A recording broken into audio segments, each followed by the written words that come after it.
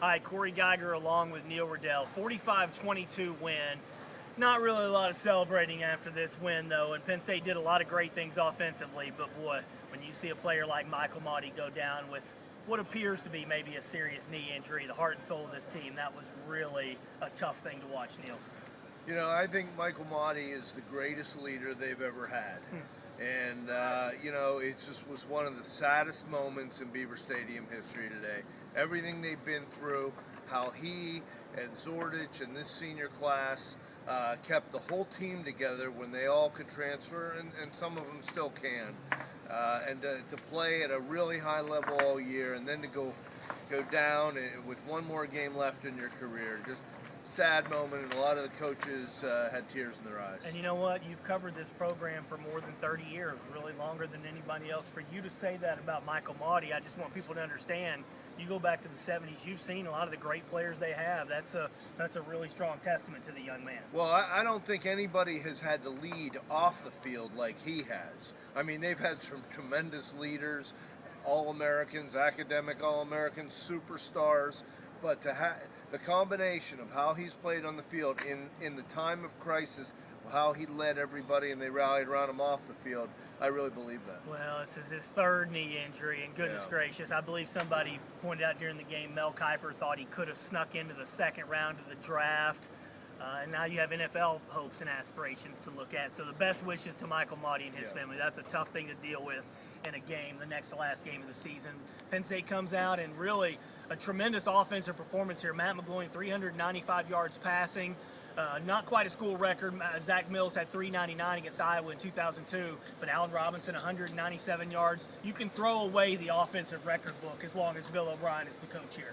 Yeah, I mean, you're seeing, the single game records, I think, are really significant because when you're seeing accumulation of season records, they're playing, a lot of these kids that are the all-time leaders now are playing more games than the old guys did. But in a single game situation, what I liked about this game, it was a win. Sometimes you set those records. I believe Mills set 399 in a loss to Iowa. In 2002. Did they lose? I didn't lost check that game. That was the game Joe chased the officials off the field. So, what I liked about it, too, there were a couple key situations. Short yardage. They just got the ball to Robinson, their best player. They identified mismatches, and I think this coaching staff's done a great job with that all year. Boy, Allen Robinson is just a terrific talent. You throw the ball up, he's going to win a jump ball situation. We've seen it all year. He's going to win that most of the time. The fourth down jump ball he caught for a touchdown. Another fourth down when it was 28-22 that Matt McGloin converts, hitting Brandon Mosby-Felder, setting up a touchdown. That was an enormous play from a momentum standpoint. And this offense, when they get it going, now Indiana obviously has tremendous problems defensively, but this offense was fun to watch today. Oh, absolutely. Robinson's had a career year. They'll be built around him next year, assuming everything stays the same.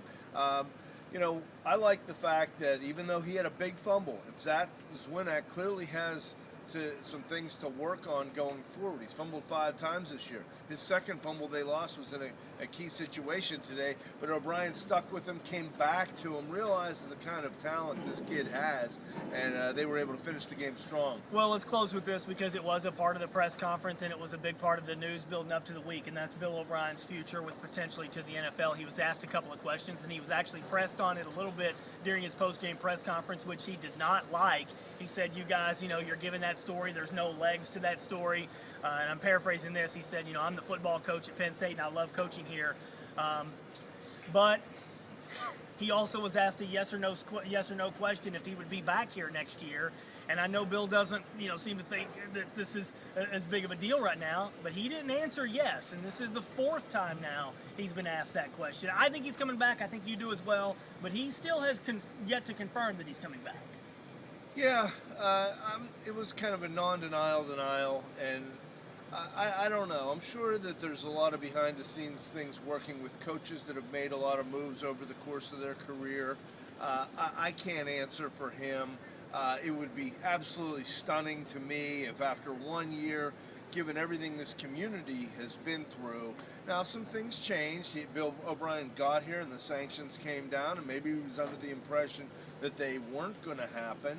but there was a caveat in his contract in case they did happen. They kind of reworked it, but I don't know. I can't. I really don't quite understand it. I think he could put a lot of things to rest, but he may feel that it's too presumptuous to even comment on because he doesn't necessarily have an offer right now. Well, so I really don't know what's going on. He's just done a tremendous job. No one would question that whatsoever. The buyout after this year would be more than $9 million. I have a hard time believing anybody would pay that much on top of an enormous salary. And secondly, from what we've seen from Bill O'Brien since January, is he's a man of great integrity. He talks about commitment. Yeah. If he walked away from this program right now, he would leave this program devastated. Yeah. It would be devastating. So, hey, look, the topic is not going to go away. I know he got upset about it, but until basically he says, yes, I am coming back next year, he's probably going to keep getting asked, or there's going to be speculation. Yeah. For the record, it wasn't Cory that was asked. No, it was not me. I think he's coming back, don't you? Yeah, I mean, I just think, like I said, I think he's done all the right things. He's had all the right answers. And maybe, he's also a rookie head coach. So maybe he's not quite used to getting this type of question. Or maybe there's something we don't know about. That could well be. But I just think he just doesn't really want to address it at this moment. Guaranteed a winning season today with their 7th win. Even if they lose to Wisconsin next week, they'll go 7-5. But hey, you got Wisconsin next week. It's a chance for a good win to close out an 8-4, and basically 8-4 would have surpassed most people's expectations, or maybe met the highest expectations from the beginning of the season. I would say absolutely. My guess is Wisconsin may be favored. We don't know. As we tape this right now, Ohio State's winning. We don't know. I'm sure there'll be a lot of emotion. Quick shout out to the crowd. Beautiful Absolutely. day. I think that helped a lot. A lot of these students, they've had a long year too, and a lot of them hung around today and had a real dignified atmosphere for this game. Yeah, great turnout by the students. All right, for Tim Shane, who's videotaping us, I'm Cory Geiger along with Neil Rudel. Thanks for tuning in.